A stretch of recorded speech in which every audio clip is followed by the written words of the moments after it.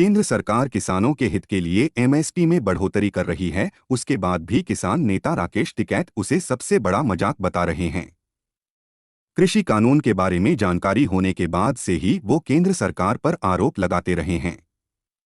उनका कहना है कि किसी भी सरकार ने किसानों के साथ आर्थिक न्याय नहीं किया है। यदि किसानों को प्रोत्साहित करना है तो उन्हें उनकी फसलों की असली कीमत देनी ही होगी।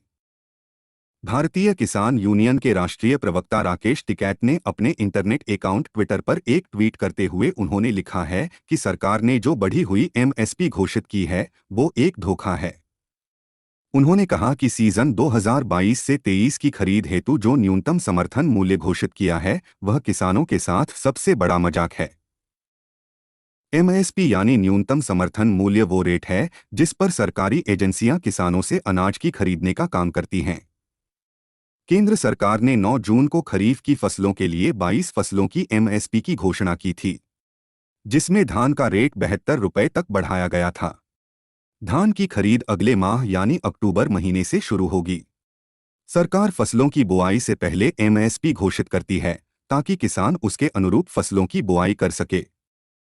केंद्र सरकार ने कहा कि साल 2022 से 23 के लिए रबी की फसलों के लिए एमएसपी में कम से कम 1.5 गुना के स्तर पर एमएसपी तय करने के सिद्धांत के अनुरूप है।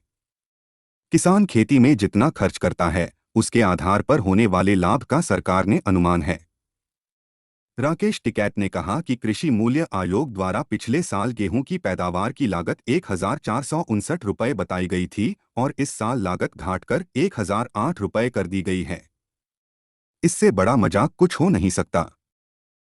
उन्होंने कहा कि जो सरकार एमएसपी को बड़ा कदम बता रही है उसने किसानों की जेब को काटने का काम किया है।